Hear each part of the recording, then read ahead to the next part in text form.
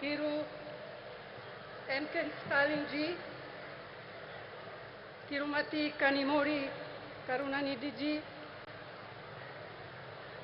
all women's leaders on the dais, Sahodara, Sahodarigale, Vanakkam.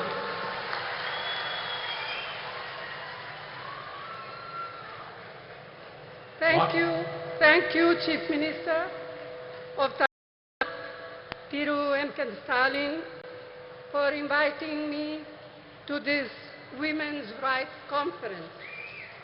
We are assembled here to commemorate the work and memory of the great son of India, Thiru Dr. K. Karunanidhi, lovingly called Kalanja. மாண்புமிகு ஸ்டாலின் அவர்களே, அன்பிற்குரிய கனிமொழி அவர்களே, மேடையிலே அமர்ந்திருக்கக்கூடிய மகளிர் தலைவர்களே, இந்த அருமையான நாளில் ஒரு மாபெரும் தலைவருடைய 100 ஆண்டு விழாவை முன்னிட்டு நடத்தப்படுகின்ற இந்த மகளிர் உரிமை மாநாட்டிற்கு என்னை அழைத்த முதலமைச்சர் ஸ்டாலின் அவர்களுக்கு என் நெஞ்சார்ந்த நன்றியினை தெரிவித்துக் கொள்கிறேன். A leader of many talents, a writer, a poet, a journalist, a chief minister of many terms, but above all, a leader who believed deeply in the upliftment of the deprived. தன்னுடைய வாழ்க்கை முழுமையும் ஏழை எளிய மக்களுக்காக உழைத்தவரும் இந்திய தாயினுடைய தவப்புதல்வர்களில் ஒருவரும் நம்மால் அன்போடு கலைஞர் என்று அழைக்கப்படக்கூடியவருமான அருமைக்குரிய தலைவர் கலைஞர் அவர்கள் ஒரு பன்முகத்தன்மை கொண்ட ஒரு மாபெரும் தலைவர். ஒரு எழுத்தாளராக, ஒரு பத்திரிகையாளராக, ஒரு முதலமைச்சராக, ஒரு நிர்வாகியாக அவர் ஆற்றிய பணிகள் மகத்தான பணிகள். He believed in equality of all, regardless of faith, caste, language or region. And ahead of his time, he was a champion of gender equality, which has now become something of a national movement. மாநிலம், மொழி, சாதி, மத நம்பிக்கை இவற்றிற்கெல்லாம் அப்பாற்பட்டு எல்லோரையும் சமத்துவமாக பார்க்கக்கூடிய ஒரு அருமையான தத்துவத்திலே அவர் நம்பிக்கை கொண்டிருந்தார். தன்னுடைய வாழ்நாளின் போது அதிகமாக பேசப்படாத பாலின சமத்துவத்தை அவர் சிந்தித்து அதற்காக போராடுகின்ற ஒரு போராளியாக தன்னை அடையாளப்படுத்திக் கொண்டார். இன்று அது ஒரு தேசிய இயக்கமாக கொண்டாடப்படுகின்ற சூழ்நிலை உருவாகி இருக்கிறது. Our women have made India proud in multiple fields and sectors, in spite of the shackles of tradition, patriarchy, and culture that stood on the way. This struggle for equality has had many ups and downs. But today, Indian women shine in many spheres. To mention just a few: science, knowledge, skills, culture, and sports, and politics. And above all, as centers of our families and leaders of people. நம்முடைய பெண்கள் இந்தியாவிலே மிக மகத்தான சாதனைகளை செய்திருக்கிறார்கள். மரபு வழி சமூகம், ஆணாதிக்க சமூகம், கலாச்சாரம் என்கிற தடைகளை எல்லாம் மீறி அவர்கள் மிக அருமையான சாதனைகளை செய்து முடித்திருக்கிறார்கள். இந்த நீண்ட நெடிய போராட்டத்தில் ஏற்றங்களும் இருந்திருக்கின்றன, இறக்கங்களும் இருந்திருக்கின்றன. ஆனால் இன்று இந்திய பெண்கள் பல்வேறு துறைகளிலே ஒளிர்கிறார்கள். சிலவற்றை சொல்ல வேண்டும் என்று சொன்னால், விஞ்ஞானத்திலே, அறிவிலே, ஆற்றலிலே, கலாச்சாரத்திலே, விளையாட்டிலே, இவை எல்லாவற்றிற்கும் மேலாக நம்முடைய குடும்பத்தினுடைய மைய பொருளாக, மக்களுடைய தலைவர்களாக அவர்கள் ஆற்றுகின்ற பணி மகத்தானது. இருந்தாலும் கூட இந்த போராட்டம் இன்னும் நீண்ட தூரம் பயணிக்க வேண்டும், இன்னும் பல்வேறு தடைகளை தாண்ட வேண்டும்.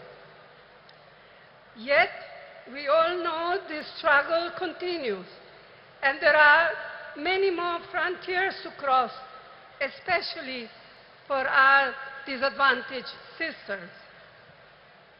இருந்தாலும் நம்முடைய ஏழை எளிய சகோதரிகள் இன்னும் ஏராளமான தடைகளை தாண்டித்தான் இந்த சமத்துவத்தை பெறுவதற்கான சூழ்நிலை உருவாகி இருக்கிறது. The remarkable non-violent freedom struggle led by Mahatma Gandhi placed a strong emphasis on gender equality. In 1928, the draft constitution was being crafted under the chairmanship of Motilal Nehru, and the Karachi Resolution of 1931, framed by Jawaharlal Nehru. Both these documents championed women's rights, advocating for equal voting rights, political and economic rights, and fair wages. They laid the foundation for women to play an equal role in our nation's building.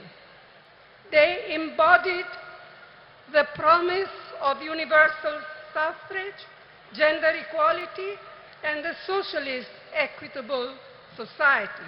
And this spirit continued when the Constitution of India, under the leadership, chairmanship of Dr. B.R. Ambedkar, was ultimately framed. Mahatma காந்தியினுடைய தலைமையிலே ஏற்றுக்கொள்ளப்பட்ட சாத்வீகமான வன்முறையற்ற சுதந்திர போராட்டம் மகளிர் சமத்துவத்தை முன்னிலைப்படுத்தியது. 1928 அரசியல் சாசன சட்ட வரைவு மோதிலால் நேரு அவர்கள் தலைமையிலான குழு தயார் செய்து அந்த அறிக்கையை சமர்ப்பித்தது.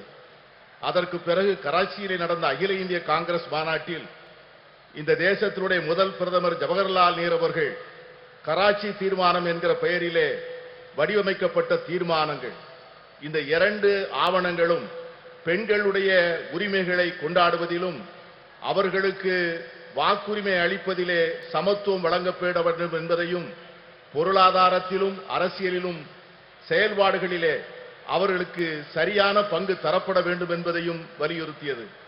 இந்த இரண்டு ஆவணங்களும் அந்த அடிப்படையில் தான் நம்முடைய பெண்கள் ஒரு மிகப்பெரிய ஒரு சமூக மாற்றத்திற்கான முன்னெடுப்பை நோக்கி பார்க்க ஆரம்பித்தார்கள். இதைத்தான் எல்லோருக்குமான வாக்குரிமை, பாலின சமத்துவம், சோசலிச அறம் சார்ந்த சமூகம், இவைகளெல்லாம் அந்த இரண்டு ஆவணங்களில் சொல்லப்பட்ட அந்த விஷயங்கள் தான் பாபா சாஹேப் டாக்டர் அம்பேத்கர் அவர்கள் இந்திய அரசியல் சாசன சட்டத்தினை வரையறுக்கின்ற போது இந்த தத்துவங்களை உள்ளாங்கி அதை மேலெடுத்து செல்லக்கூடிய சூழ்நிலை ஏற்பட்டது. Who can forget what our first Prime Minister, Jawaharlal Nehru, once said, I quote, "If you educate a man, you educate one individual. However, if you educate a woman, you educate a whole family. Women empowered means India empowered." Unquote.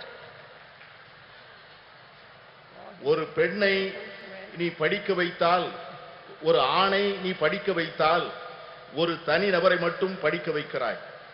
ஆனால் ஒரு பெண்ணுக்கு கல்வி கற்றுக் கொடுத்தால் ஒரு குடும்பத்திற்கே கல்வி கற்றுத் தரப்படுகிறது. மகளிரை அதிகாரப்படுத்தினால் இந்தியாவை அதிகாரப்படுத்துகிறோம் என்கிற ஜவஹர்லால் நேரு அவர்களுடைய வார்த்தைகளை யார் மறக்க முடியும்? And we cannot ever forget the inspiring role Indira Amma in showing how a woman can lead with strength, ability and leadership, combined with a deep sensitivity to the abolition of poverty. அன்னை இந்திரா காந்தி அவர்கள் காண்பித்த தலைமைத்துவம், அவர்கள் காண்பித்த ஆற்றல், அவர்கள் காட்டிய வழிகாட்டுதல் ஒரு பெண் எப்படி தலைமையேற்று செயல்பட முடியும் என்பதற்கான மிகப்பெரிய எடுத்துக்காட்டு. ஏழை எளிய மக்களுக்கான நல்வாழ்வை அளிப்பதற்கும் வறுமையை ஒழிக்க வேண்டும் என்கிற அர்ப்பணிப்போடும் அவர்கள் ஆற்றிய பணியை யாரும் மறக்க முடியாது. Rajiv ji, as we all know, brought in the historic 33% reservation for women in Panchayati Raj and local self-government. This spurred an entirely new phenomenon of women entering roles of leadership at the grassroots level. அமரர் ராஜீவ் காந்தி அவர்கள் வரலாற்று புகழ்மிக்க 33 விழுக்காடு இடஒதுக்கீட்டை பெண்களுக்காக பஞ்சாயத்து ராஜ் சட்டத்திலும் உள்ளூர் ஆட்சி அமைப்புகளிலும் கொண்டு வந்தார்.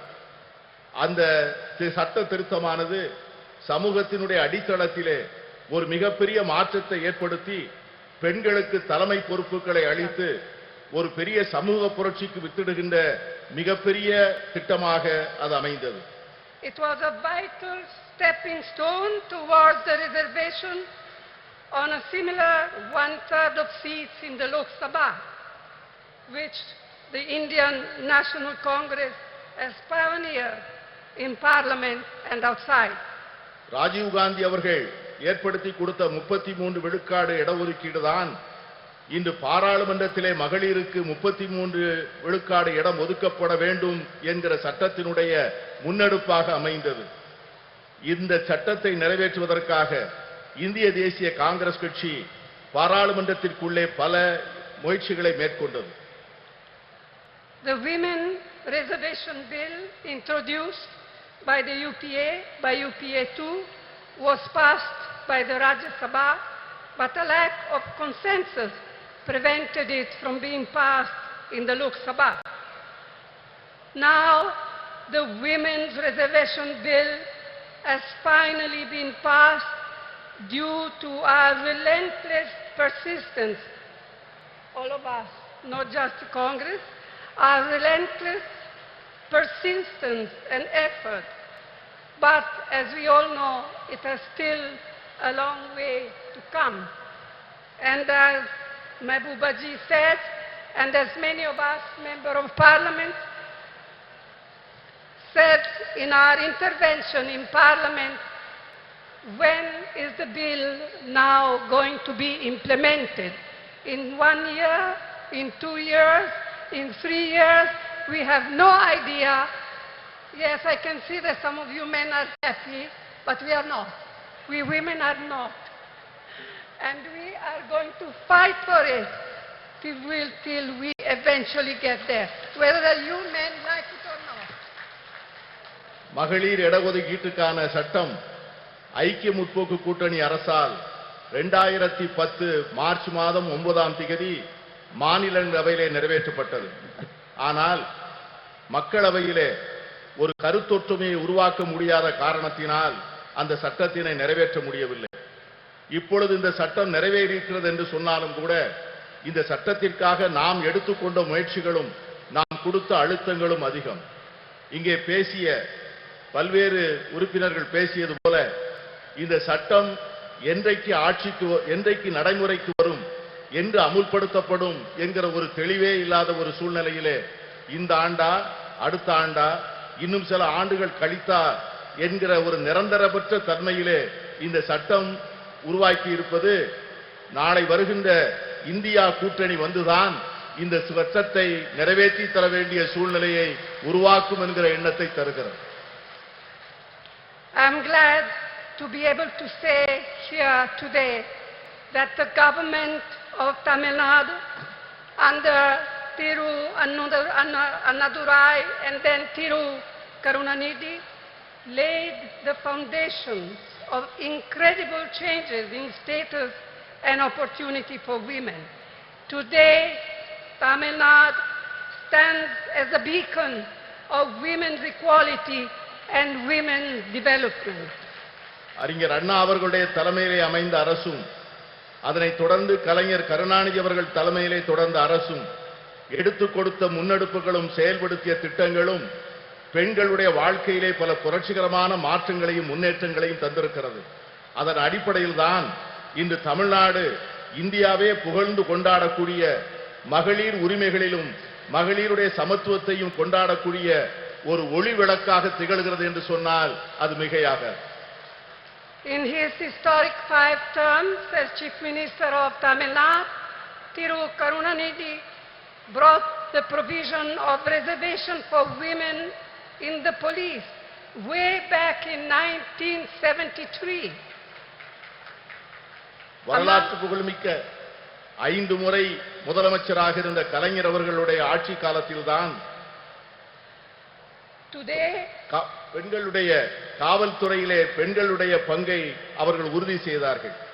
இன்று தமிழகத்திலே இருக்கின்ற காவல்துறையிலே 4 1 பங்கு பெண்களாக இருப்பது எவ்வளவு பெருமைப்படக்கூடிய ஒரு செயல். Today, a fourth of its police force, of Tamil Nadu police force, are women. இன்று இருக்கின்ற காவல்துறையினரில் 4 1 பங்கை சார்ந்தவர்கள் பெண்கள் என்கிற சூழ்நிலை இருக்கிறது.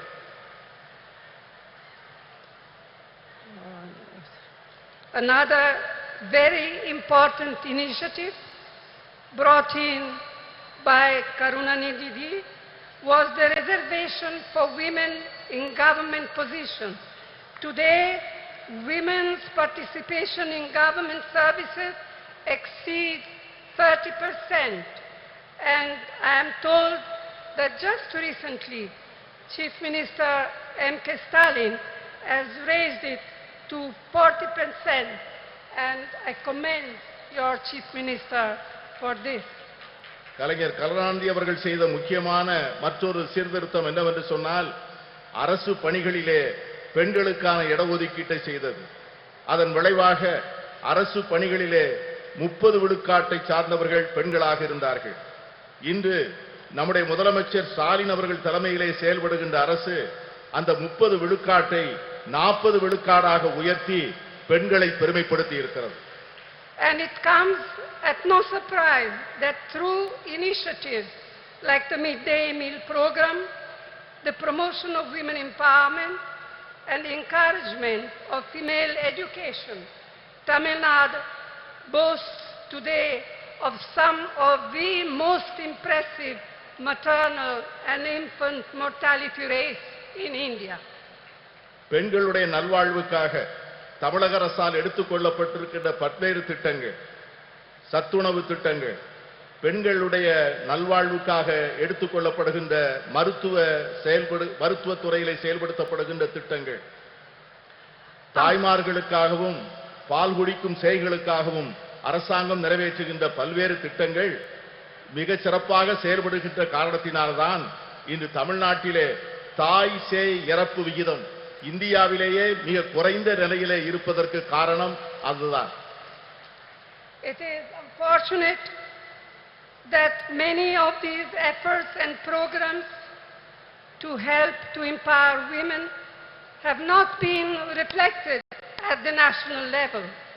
In fact, instead of mitigating problems faced by women, the last 9 years have seen a sustained effort on part of the Modi government to turn our women purely into symbols, to be counted and appreciated only in their restricted traditional roles in a patriarchal framework.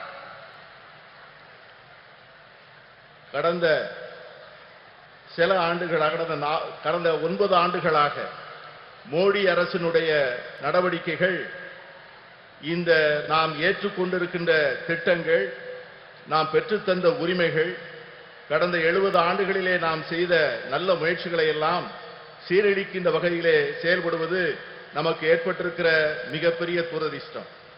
பெண்களை ஒரு அடையாள சின்னமாக மாற்றி பழமையிலும் மரபு வழியிலும் ஏற்கனவே பின்பற்றி வருகின்ற பாரம்பரிய சூழ்நிலையில் மட்டும்தான் பெண்கள் இருக்க வேண்டும் என்று எண்ணுகிறது இந்த அரசே ஒழிய அவர்களுக்காக ஒரு புதிய சுதந்திரத்தையும் உரிமைகளையும் அளிக்க அவர்கள் தயாராக இல்லை.